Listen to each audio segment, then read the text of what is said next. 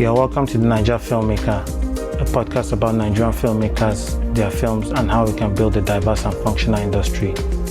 I'm your host, Selegot. On this episode, my guest is Baba Agba. He's a cinematographer, producer, and the General Secretary of the Association of Movie Producers. Baba has shot features and short films which include Lost Cafe, A Cemetary of Doves, and Ojukokoro. We talk about what inspires him working as a director of photography in Nigeria and the work the Association of Movie Producers does. If you're a new listener, you're welcome and I hope you enjoy.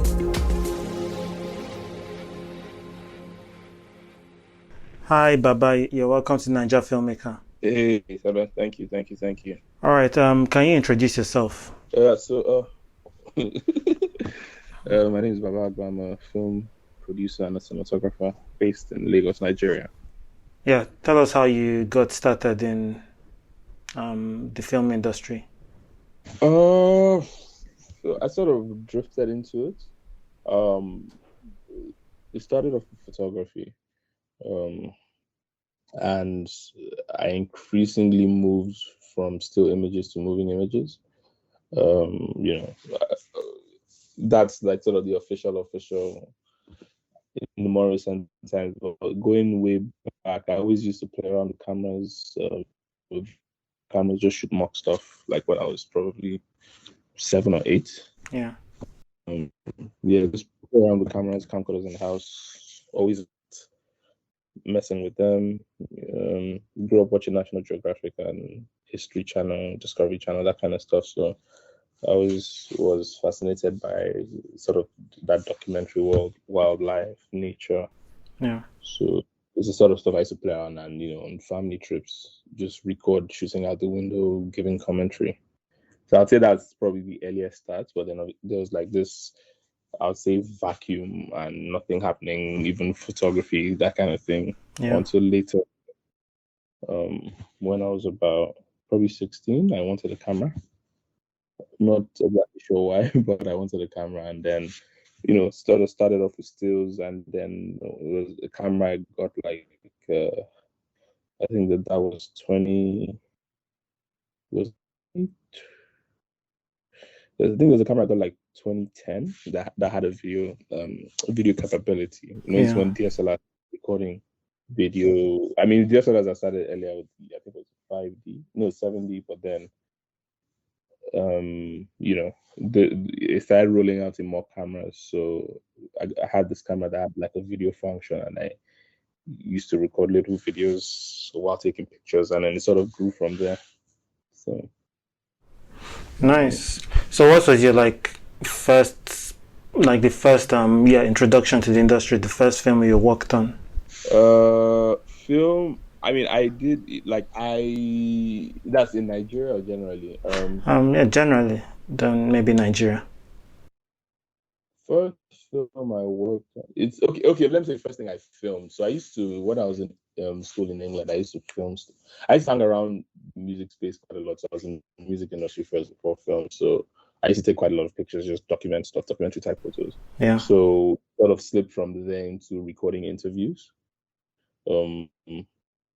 I had a friend that was doing this web interview series. Yeah. You might know Bella Deleke. She runs Mr. Gab. So we used to interview different musicians, Nigerian musicians, when they were in the UK. So it was just we interviewed quite a few people. Ice Prince, R2Bs.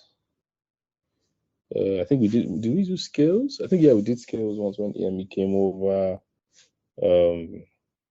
We did quite a few people. So we just used to do that. Then there was a segment that was more studio based, that just commenting up everything.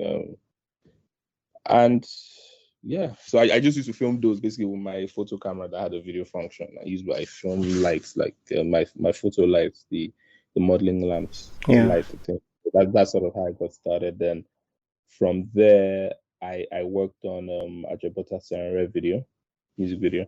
I was cinematographer on that. And that was sort of it. After that, I moved back to Nigeria, started NYSC, went to film school the first time.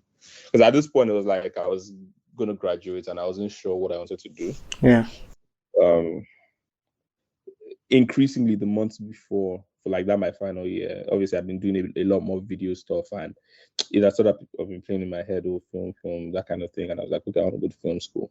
But I wasn't sure if it was just a thing or a phase, or if it's something that I really, really wanted to do. Yeah. I always enjoyed film watching series, the normal thing like everybody else, but I wasn't sure if it's like, do you really want to do this as a profession? So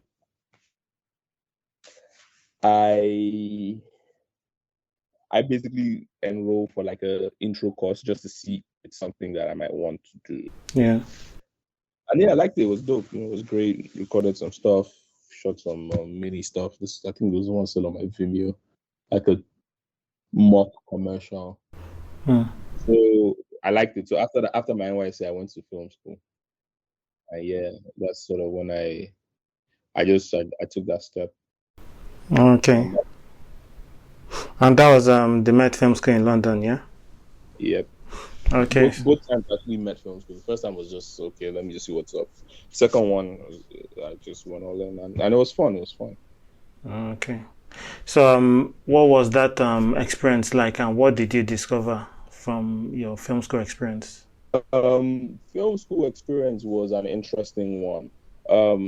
Everybody always asks what so there's always this conversation about film school, is it needed or not? So for me, what film school really gave me, I guess it was what technically university would give you. It gives you time. Yeah. And an opportunity to play around, experiment, learn. And I always tell people, it's like, it's not like when you go, they're not going to pack everything in your head and all that stuff. It's sort of like you determine the direction and the pace and whatever you sort of you determine the outcome, but it just puts you in that environment with the resources, the people, and it's more like you almost make your own path. Yeah. So for me, it really gave me a chance to sit down and watch a lot of stuff, learn more about film. Like I'd always watch film and television series, and it's more like just from a consumer's point of view. Yeah. And obviously, as time went on, let's say through the years, obviously my eye sort of got better and improved. Like this before getting to film school. So we've been in film school, I could rewatch old stuff, I could watch new stuff I never engaged with, read up material, learn about film directors, cinematographers, producers, eras in the industry, just basically immerse myself fully in the craft. And we being the film school were based on a working film studio lot. So the Downton Abbey was being shot around the same time. Yeah. On that in that studio, basically the sound stage right opposite the actual film school building.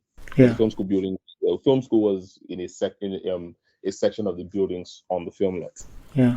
So we come out for lunch and we're walking down like just into town to get something to bite. You like have all the caravans where everybody in costume having their lunch from set and all that kinds of stuff.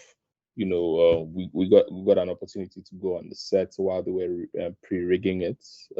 One of the DP tutors had one of his camera operators working, and some gaffers he worked with and riggers working on the production. So he took us. We saw what they were doing because spoke to some of the guys, got some insights. It was quite interesting stuff. So it was sort of that being sort of like being in the industry, but then also being not in the industry, but being fully immersed in everything film, Yeah. So our teachers were all people that were working in the industry, so they came in and they weren't like there every single day. It's like somebody might be in like twice or three times a week. When they're not there, they're off doing other stuff, people that shot commercials for British telecoms, Sky, people. One of our tutors had worked on Maleficent. One of the tutors was first AC on all the Indiana Jones films. Yeah. And had worked with Sadot Mantle for 26 years as an AC. And at this point, he had also worked as a DP for 24 years after that. So, it was quite old. He had been a former president of the British Society of Cinematographers. Yeah. So you had varying like experience levels, people working more in films and commercials, music videos, all that stuff. So we're just, you could soak up as much as you wanted to, and it was just like being in the industry, sort of, as much as you could for someone that was in an industry. Okay. So you've shot Ojukokoro, Lost Cafe, A Cemetary of Doves, Brood, and some music videos.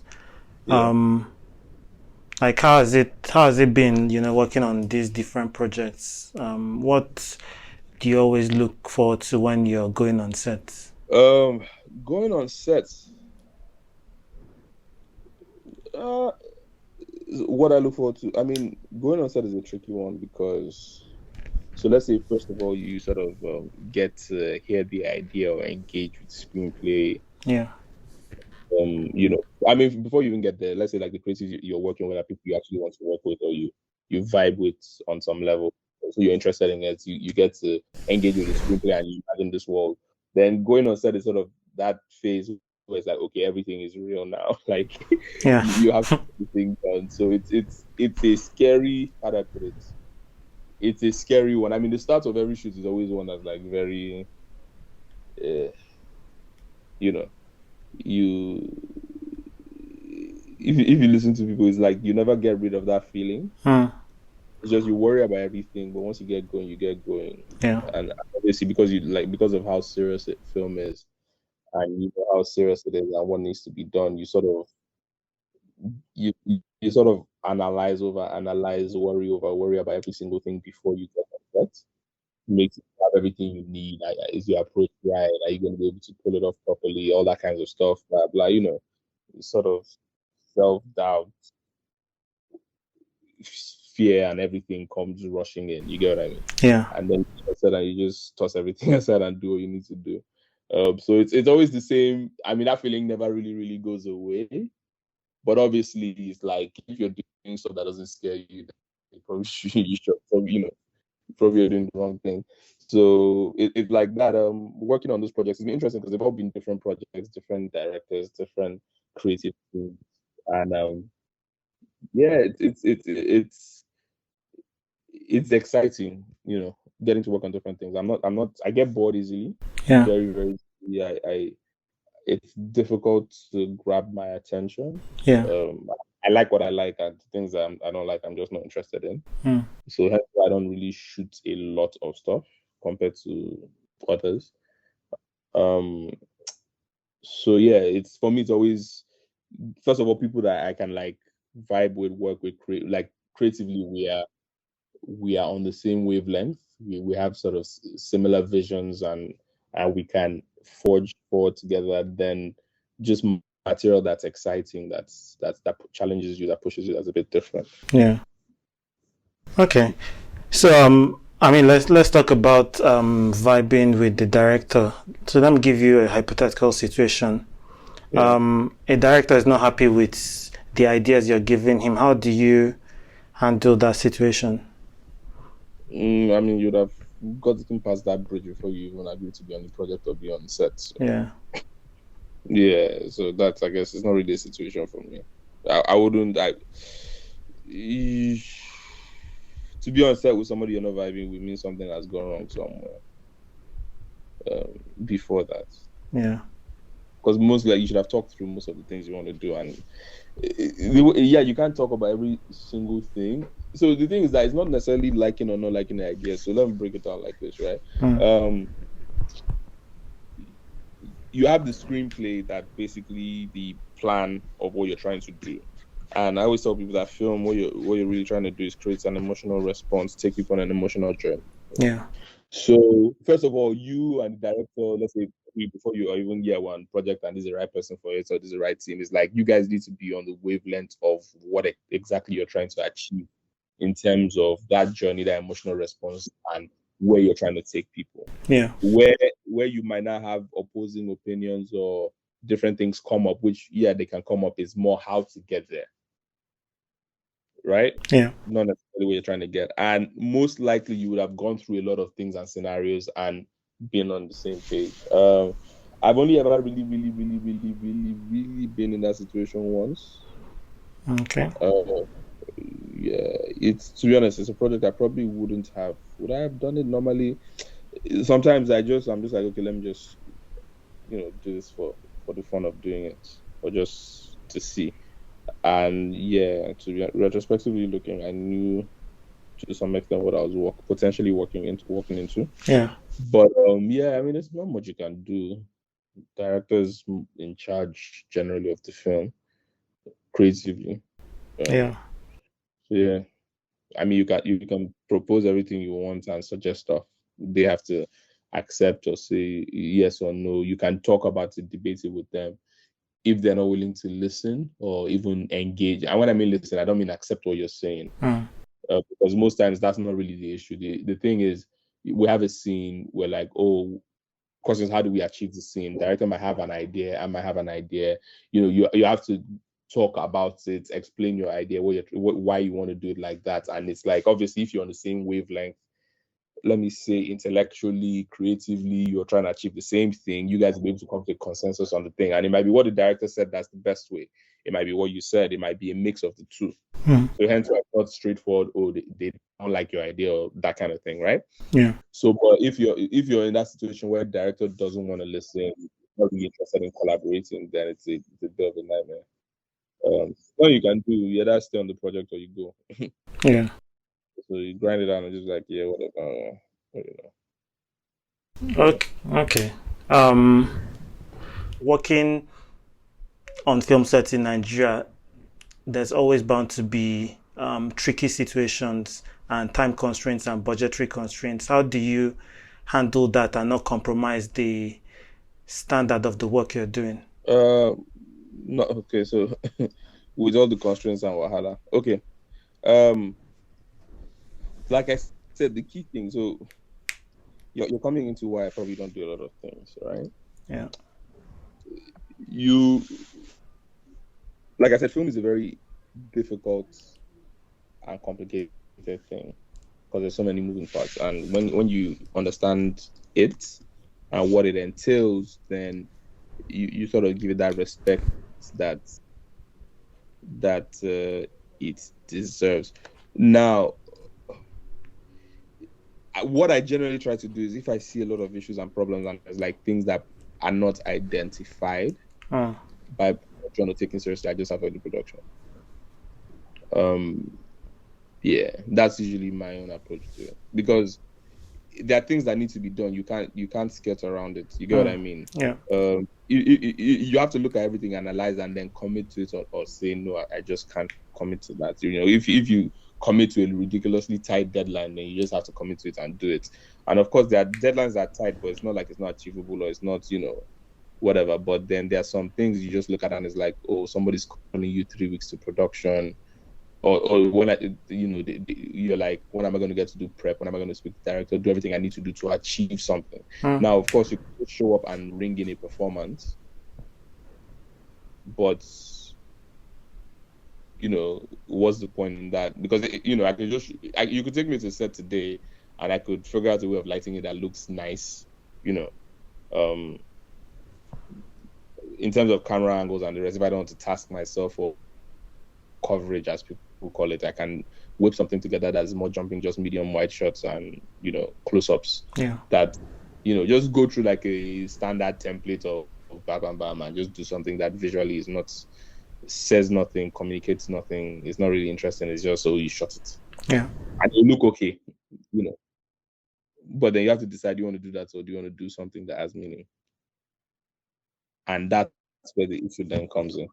That's why I go back to the beginning. Like, creatively, you have to be working with people that you're on the same level. So the producer, the director, you guys have to be like, you need people that are thinking the way you're thinking, that have the same objective, that have the same ambitions. Yeah. Okay. So yeah, you're a certified ARRI Alexa Mini operator, and you also work with the Red and Sony systems.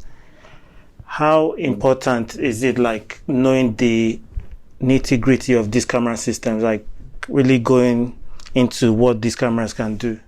Like, what benefits, like what advantages do you take away from those? I mean, it's the tools of the craft. You have to know your tools. Like, you have your own knowledge in terms of what you're able to. So okay, let me restart this. I always tell people that like cinematography is a weird one. It's one of those weird ones in the film world. There are a couple roles that are weird like this, but they are both technical and creative roles. Then on top of that, being a cinematographer is also a managerial role. So it's really like those three involved because you're managing the lighting team, you're managing the camera team, to achieve whatever you're trying to do, right? You really have two teams under you. Most people don't have two teams. Then it's a technical role in the sense that you need to, from a technical point of view, light the set, just like get exposure, make sure the camera is all calibrated and set, you shot something, right? Yeah. But creatively, you might have shot rubbish. Hence why I said it could just look nice, like, oh, fine picture, as you might hear. Yeah. You know, it's clean, it's glossy, all those words come to mind.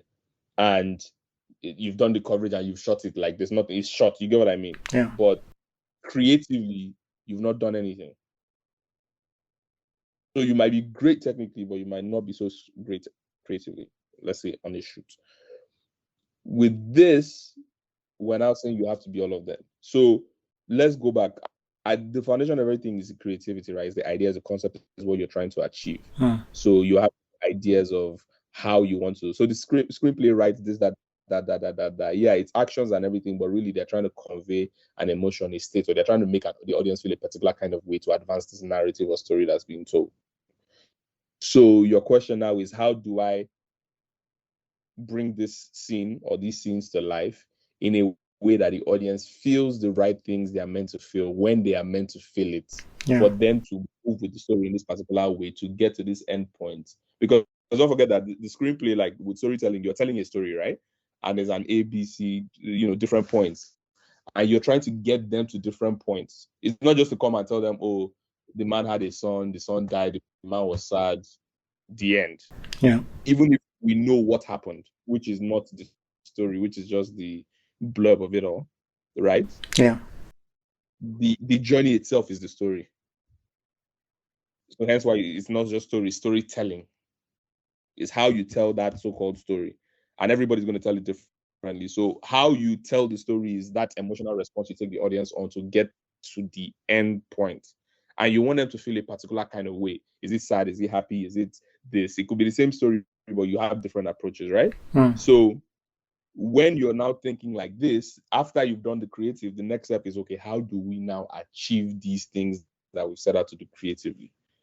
So that's where the answer to your question is. You must have a very, very, very good command of the tools of your craft. If you're a painter, you must have very good command of your colors, your canvases and all that stuff, whether it's mixing them, how to make them react or do stuff. If you're a musician, is your musical instrument, right? Yeah. If you're a cinematographer, it's the camera systems, the lighting systems, the gripping systems, how to achieve stuff. You have to know your stuff in there, because you can imagine things, but how do you make them come to life?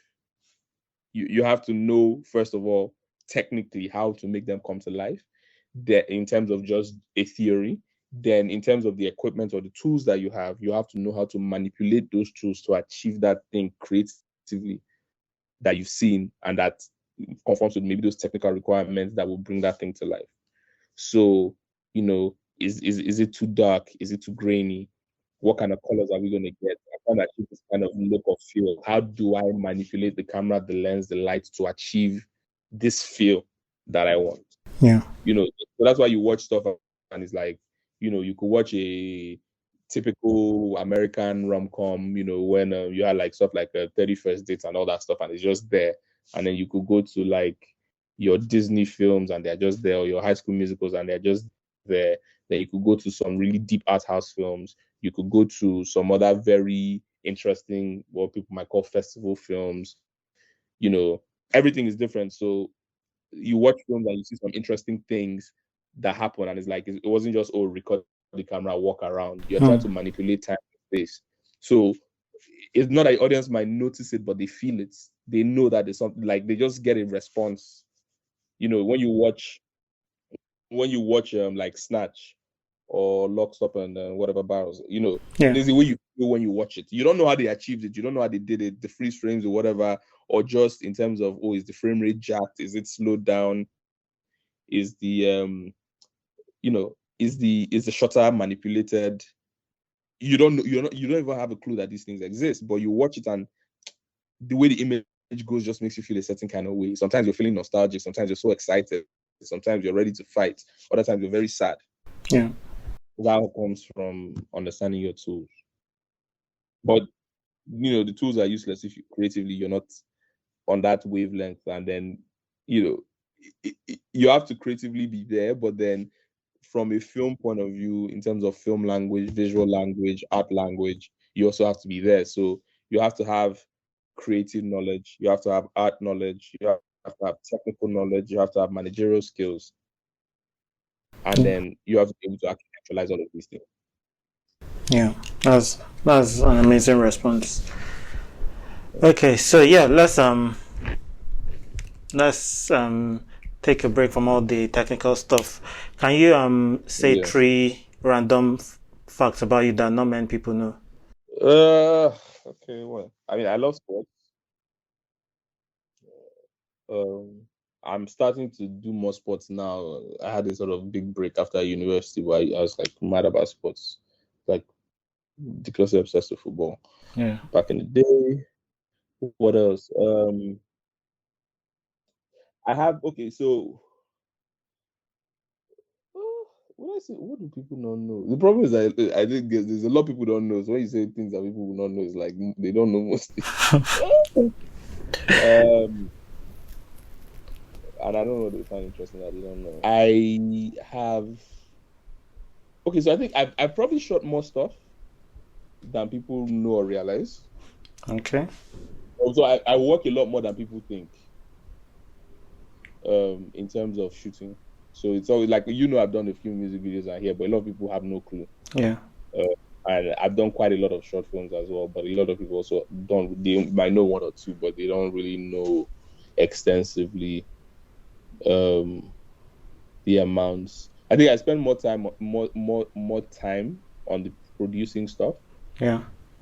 In terms of all the stuff we're developing. So that's probably another thing people don't know. So, they probably think I'm just not doing anything, or some people think I've retired or run away because shooting features like that. But yeah, that's what's been taking most of my time.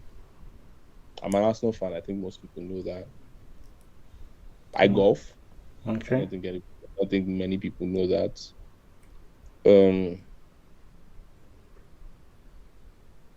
I love to travel. I travel quite a bit, so I think a lot of people know that one. Yeah.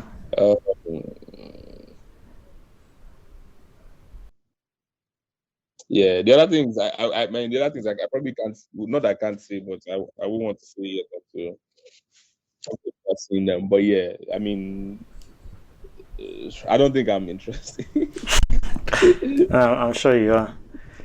I might be, I find it interesting, but it's like, obviously I love art for me to be here. But Yeah. I think people probably don't. I think people probably do not realize how much I love art. Okay. Yeah, so I studied economics. Yeah. Before everything, right? So yeah, I have that whole business, professional, blah blah side to me that aids the producing side, well, the business side of producing. But I'm also like a crazy art lover, like crazy, more than most. So yeah, it's probably something people don't realize. People that are close to me know, but like generally, people might not, realize how much I'm really into the arts. And I already told you before that I started off in music. Yeah. So a lot of people might not have known that. So like, I'm a photographer. I think quite a few people know. Well, not so many people outside like that, but people that know me know. And I started off really taking a lot of pictures on the music scene, like back in the day. So, I have Davido's first nights at Oriental, like December 2011, all those kind of things. Yeah. Collaboration 12. I have deep archives of that kind of stuff. Yeah. Okay. So in terms of the arts, who are some of your favorite artists? Music, what music, No, yeah. film, or what? Film, um, paintings, artworks, all that stuff. Okay. Oh yeah. So another thing about me that people might not realize, I'm a very, very, very big old school head. Like I resonate more with older stuff than newer stuff. Yeah.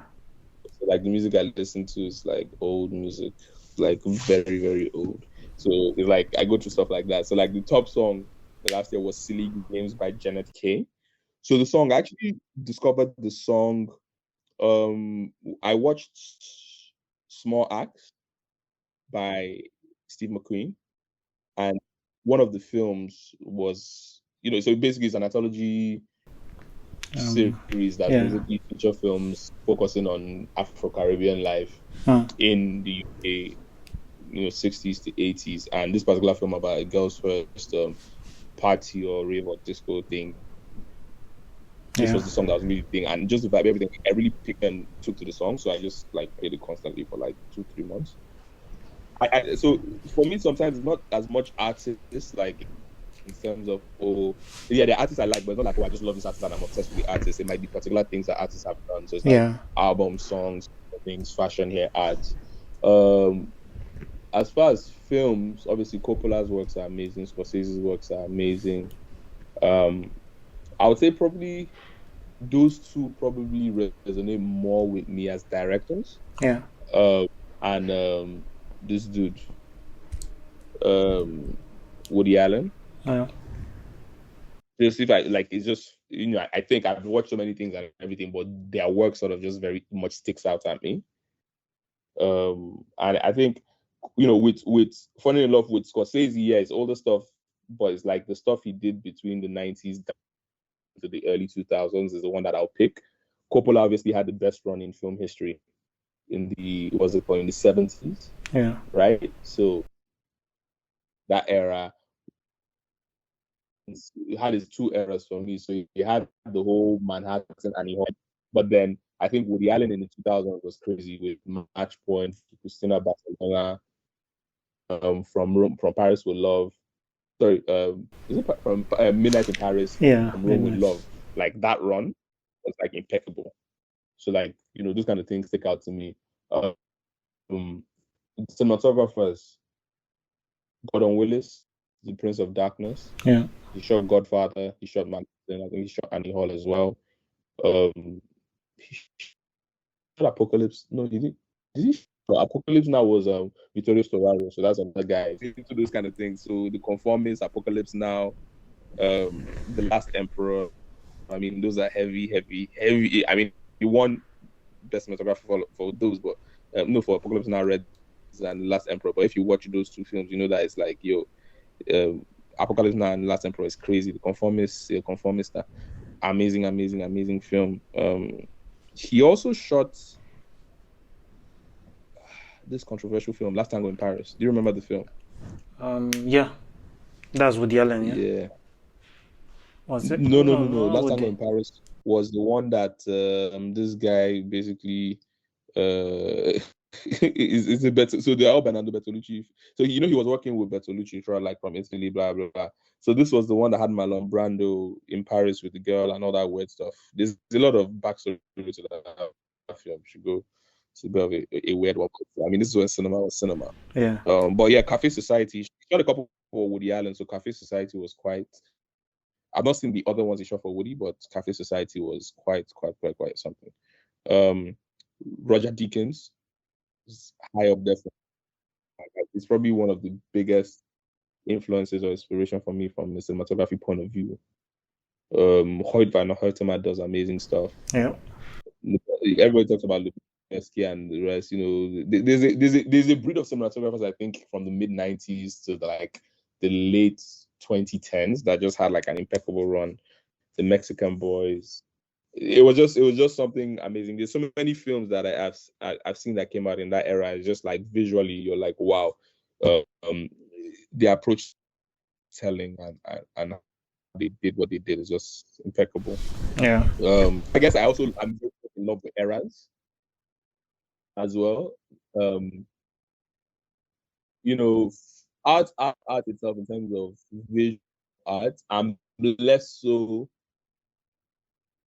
picky about. It's more like I see stuff I like and I just put in my head. So Haru talks a lot about Caravaggio. Yes. I'm big on architecture. Yeah. Obviously, this guy's worked in Barcelona. What's his name again? Sorry, I get there's many names in my head, so they all get mixed up. Gaudi, the work of Haussmann in Paris, um, fashion, all of it is nice. I like the stuff everybody likes. So the thing is that, like I said, I'm crazy about art. I love food. I love culture. I love fashion. I love music. I love film. I love cultural experiences. I love architecture. I love society. So like that's why I enjoy traveling. So like for me, there are like some cities that's just like you just soak up. Paris, London, New York. The Italian Ligura.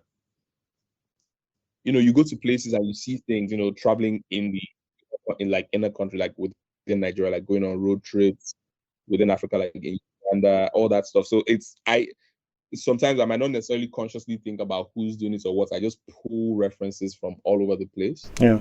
And it's those kind of like experiences, cultural engagements, different things that like really feeds into who I am and my creativity. Yeah. So it's like I could sit down and some people look at sometimes and like, how do you pack so many things in your head? It's like I have so many interests. Like I love sports. I'm crazy about sports. So like we want to talk about football the whole day and all that stuff. And then we could jump next and it's film, and then we could jump on his music, and then it's fashion, it's cities, it's travel, it's food.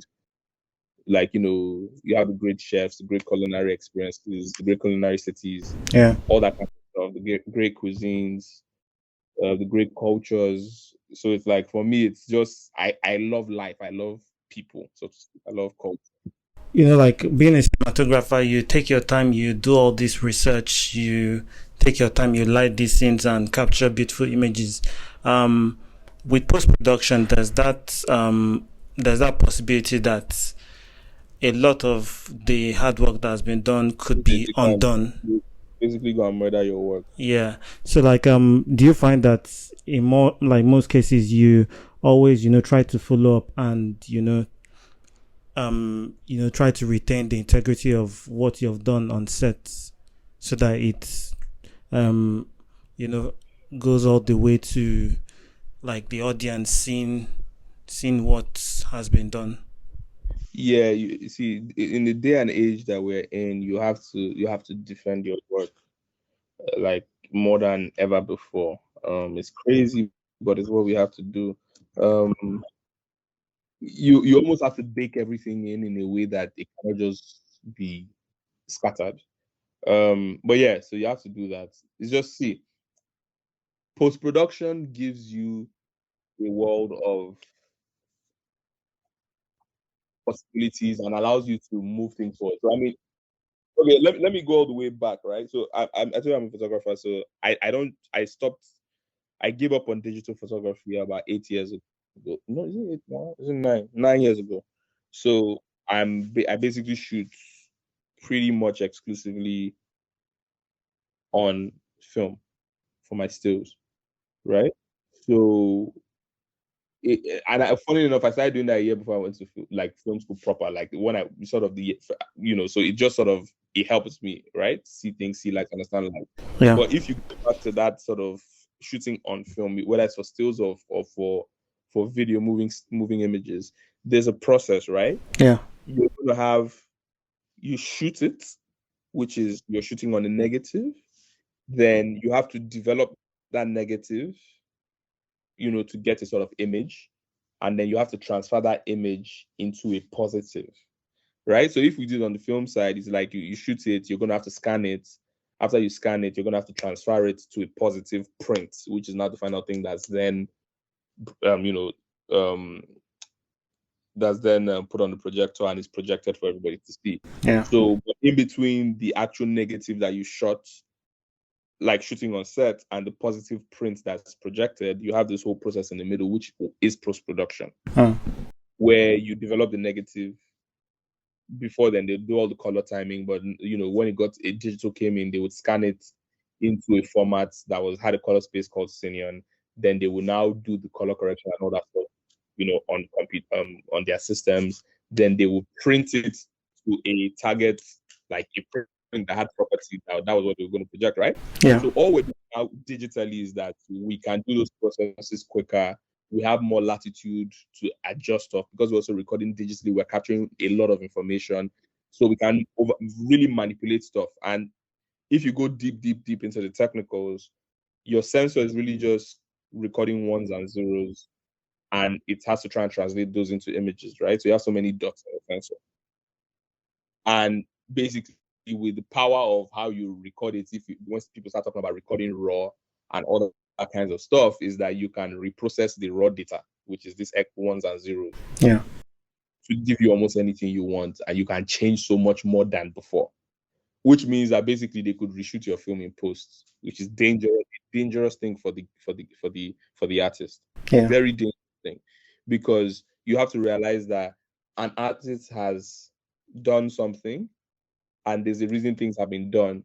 It might look dark to you, or you might, especially now that a lot of people. So the biggest risk is when they don't want to involve in post-production. It's happened to me quite a bit. It's also why I don't work as much. If I'm not going to be involved in post-production, I keep that fidelity. I just don't do the project. It's not worth it for me. Yeah. Because they're going to standardize your work. They're going to fuck everything up.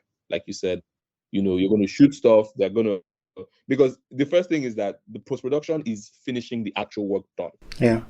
First of all, so you have to be involved in it. But then the problem is that when they don't involve you, it's not that they can't finish it properly. But then to make it worse, it can get fucked up. Yeah. And it's happened to me a few times. So that's like the problem. So all the greats, you see them, they tell you, they say like, yeah, the editors go and edit, but when editors don't touch color, I mean, that you have no bloody business with color. When you get into the coloring booth with the colorist, then the DP comes and sits down for like 3 weeks or 2 weeks or whatever with the colorist before the director even starts coming in and they start making final adjustments, because the DP is the one that knows how everything's supposed to look and what the target is. Yeah. So yeah, it's a crazy one. You can bake in as much as you want, and I mean, people have done it in the past. They cook the film to the point that you can't do anything in post and you're stuck with the image you created. But with digital, that's very, very, very, very hard. Yeah. Because you're shooting raw, you're shooting on these cameras, somebody can just go and reprocess the image in post. Sad. So technology is good and bad. It's giving us a lot of freedom. There's a lot of flexibility. It's removed all the barriers, but then it's also created a lot of problems. Yeah. Okay. So, you're currently the Secretary General of the Association of Movie Producers. Yeah. Can you tell us like that journey that led you to kind of running for that post? So obviously there's the cinematographer side of me, there's the producer side of me. People are probably more familiar with the cinematographer side, just because that's like, it's what's out there, and it's easier when I'm posting screen grabs and the rest. But the producer side is something people are probably not as aware of. Like Cemetary does as a producer on that. Same thing for Ojukokoro. And a bunch of other things I've done. Even like the music videos I do, I'm not just, I actually, like weirdly, I'm a cinematographer and director and producer on a lot of them. Yeah. Also do quite a few commercials, blah, blah, all those type of things. So there's a lot of production work that goes. I don't post as much on social media, to be honest. Or I should probably do more about journaling my work. Yeah. But yeah, so being that I have that side, I've always been involved in that side. There's a lot of things that have always been, I've always been in my face, and I've always been passionate about. I've always talked about. I've always we need to do stuff about, as regards the state of the industry, the state of production producers, and things that need to be sorted. So it's always been there. So maybe that's an interesting side that people don't know. Yeah. So it's always been there. I've always had that side generally about stuff, but then obviously because it's what I do, I've always had that side. So I've been involved with things that have to do with the industry and trying to get everything together and all that type of stuff, going all the way back to 2014. Okay. From trying to bring a few like-minded filmmakers together, calling it the collective, to fighting against the ridiculousness that was included in the Mopicon bill. Yeah. So all that stuff, I was part of that. To the early 16 days and what they're trying to do, to things that I've always had to do with the industry, bringing people together, trying to forge a way forward, all that kinds of stuff. It's like literally that's like me. So when this sort of opportunity came up that we're going to be having elections and there might be I could possibly run, it was something that I really considered seriously. Yeah. Okay, so what is the essence of the association? Like, what are they there to do? So the association is the primary body.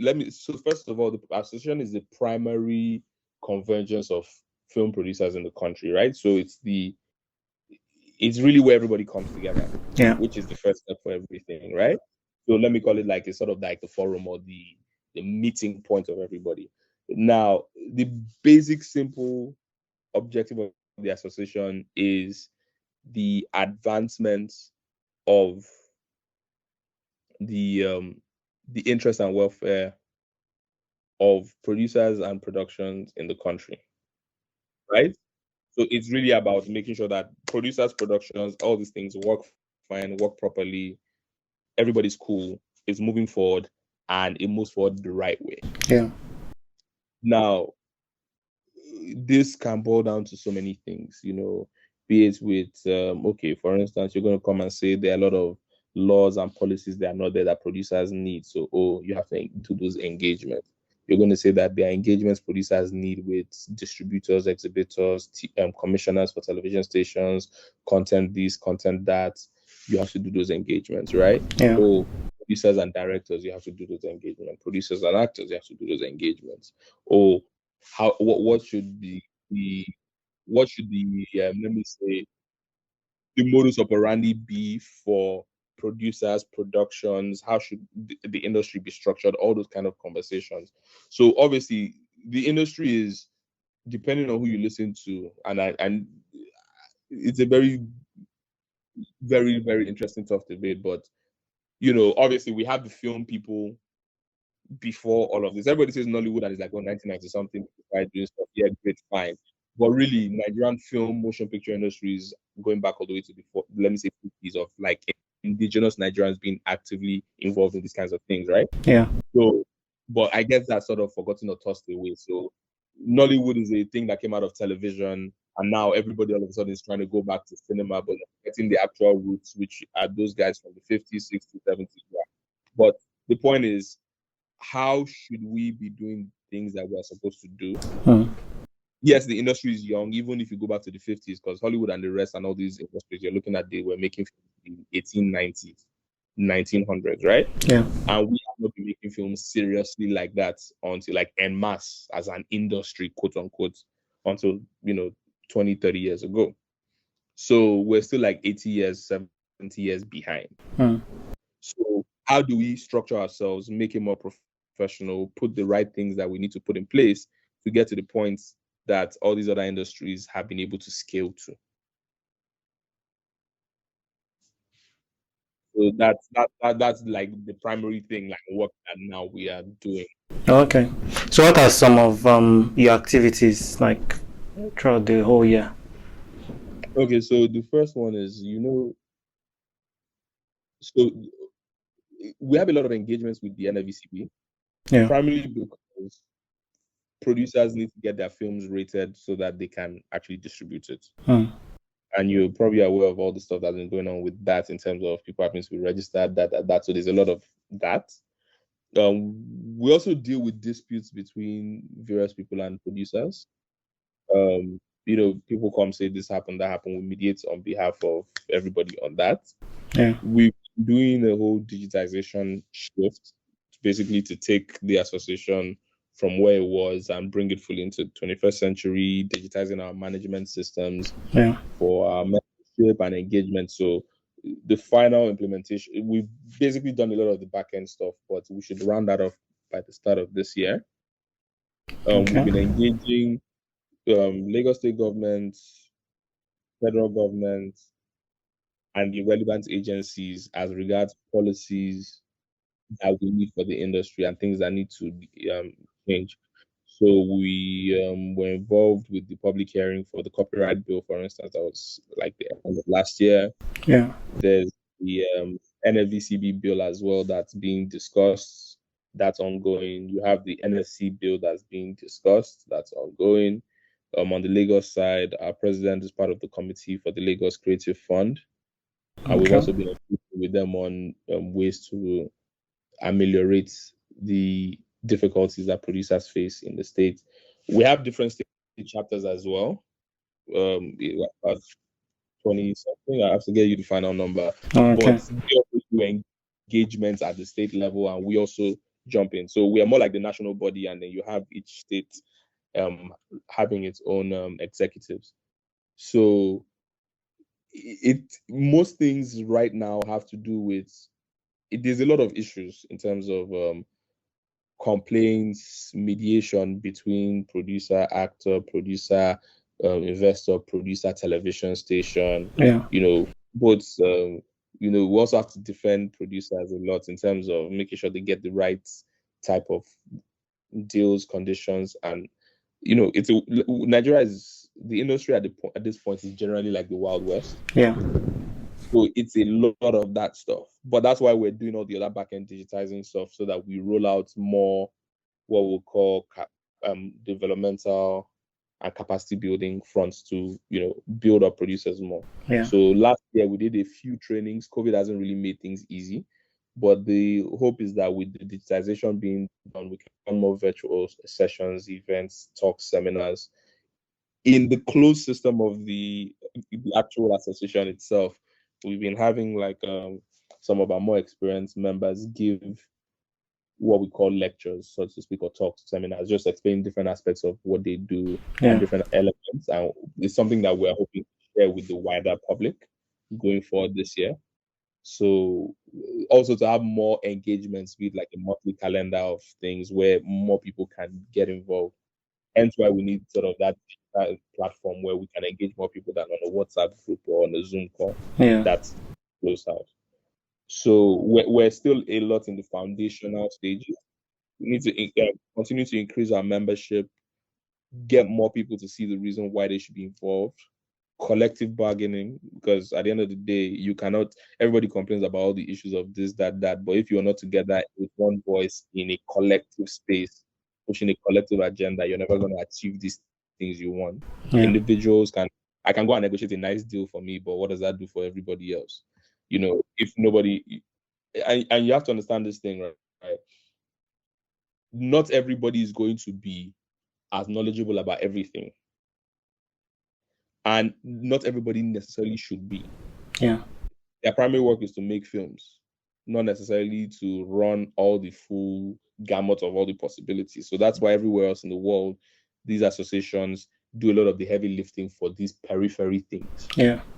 And standardize them. So those are some of the aims we have for this year, to really lock and close. We've been having conversations with the other guilds and associations and different organizations, but the aim is to lock down on some of these conversations and have tangibles that we can share with the public. Okay. So some of these things you do, like the mediation, are they like for the general industry or for your members? The things we're trying to hammer down? No, so for example, what because you guys are working for the advancements of productions in Nigeria. So I mean, there are cases where you have members and your first point of duty is to the members. So what are some of these perks that the members get that non-members don't get? I mean, okay, so for instance, if you are not a member, you have issues with NFVCB or any of all these, we cannot intercede for you, but we will not get involved. There are people that have gotten fined. There are people that have, had serious issues. with, maybe some issue with their content going out or something, and we've had to step in and, get the NFDCB to be more lenient, either reduce fines or walk back their actions in terms of giving, because see, at the end of the day, everybody's trying to allow the business to go forward. It's not necessarily just be punitive and just like, oh, kill this or kill that. So, okay, how can we get a win-win situation? Those kind of things will come in. If you have an issue with a producer or something, and the producer is not a member, we can't do anything. Yeah. If you as a producer have an issue with actors, directors, or anybody else, and you are not a member, we can't really do anything for you. We with the stuff we're trying to do with those collective bargaining agreements where we've pre-agreed certain things and terms. You can use it if you want, but like you're not really covered. Like nobody is going to be, the organizations you're going to be dealing with do not necessarily have to apply that to you. Yeah. And you are sort of left to deal with them on your own versus if you're in a collective. Okay. And how can people join the association? So you can shoot a mail. We've been doing it. We've moved the thing virtual, so the halfway. So part of this digital thing, literally, there's a Google Sheets link. You fill it out.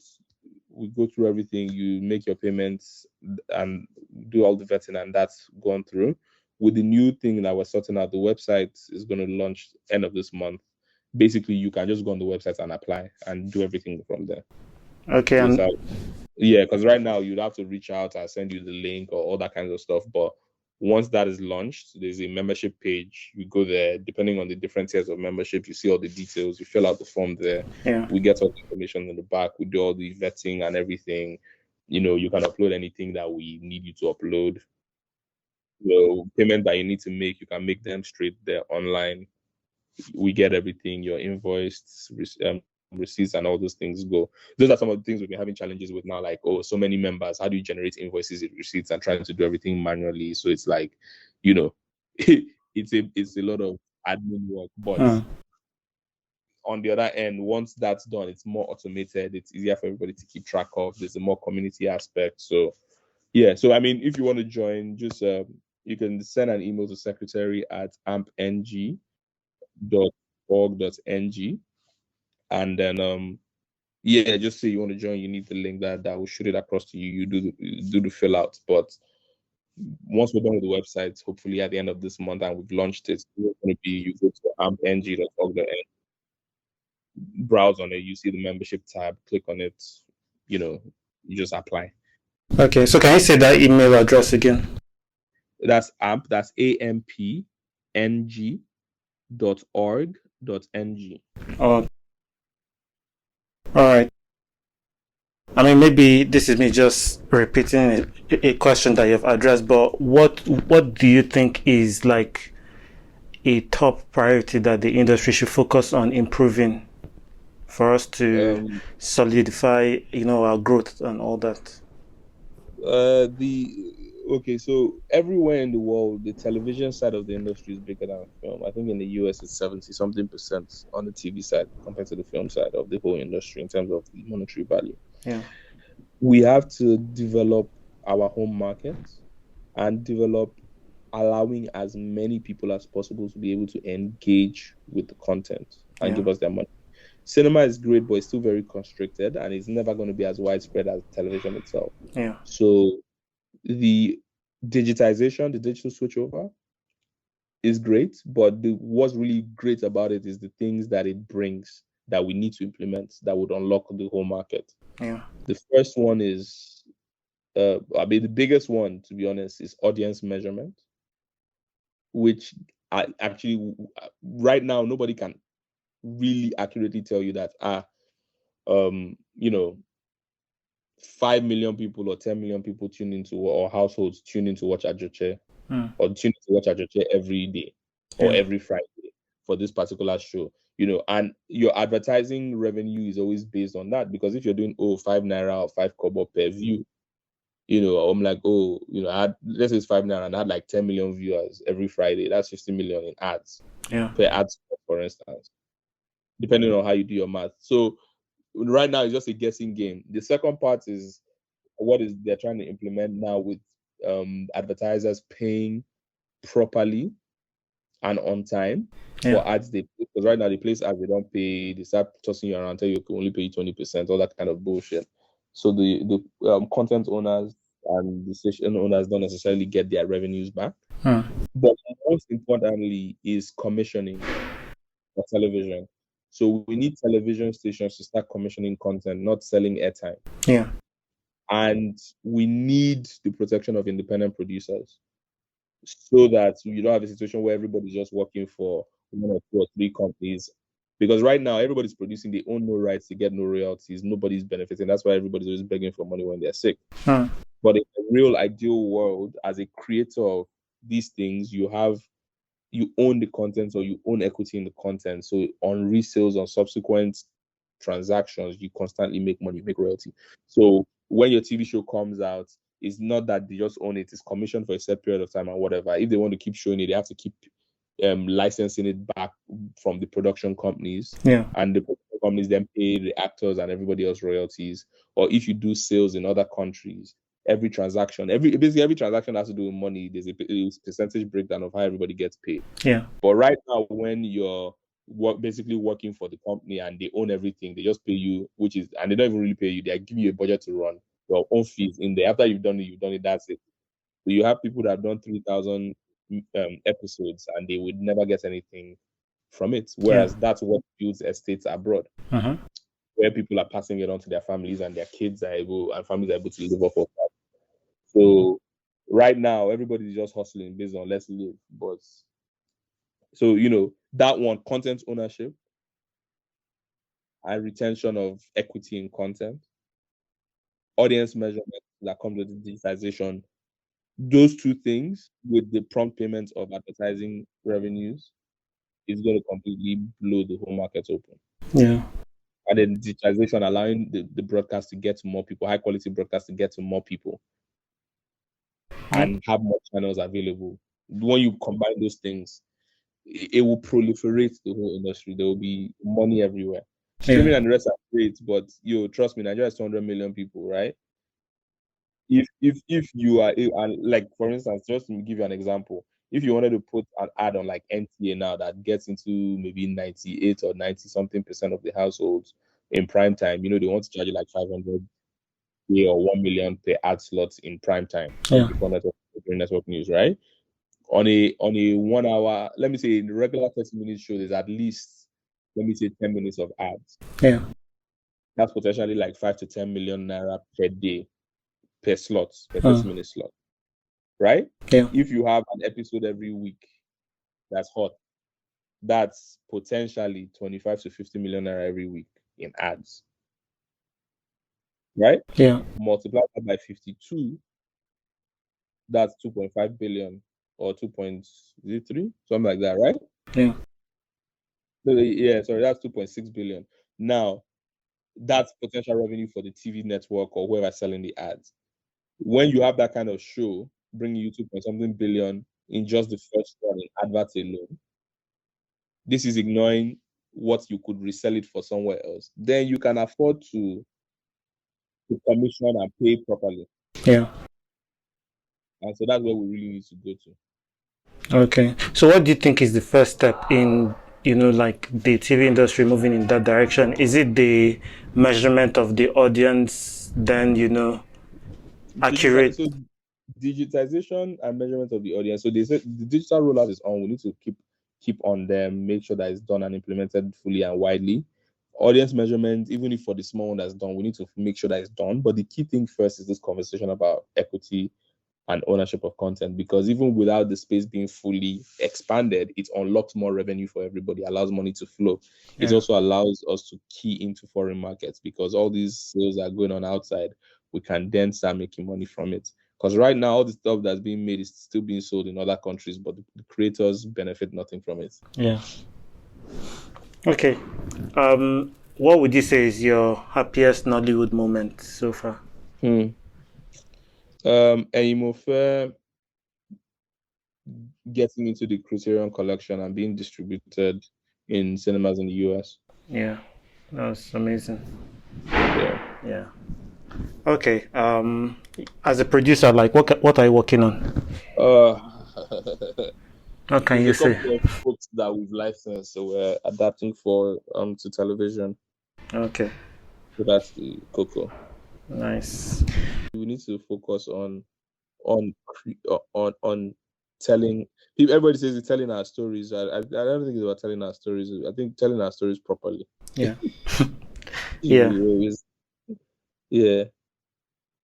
Okay. And yeah. How can people keep up with your work? Do you have social media? Yeah, so my Twitter, Instagram is the same handle, is Baba Agba _ my website is babaagba.com. Facebook, I don't really use Facebook, to be honest. I have it, but I don't really do much there. YouTube, I don't really post anything. So Twitter and Instagram are the two places, like, if you want to keep up with me, and then my website. Okay. Yeah, Twitter, Instagram, I don't tweet as much, to be honest, but I probably post a bit more on Instagram. But I retweet a lot.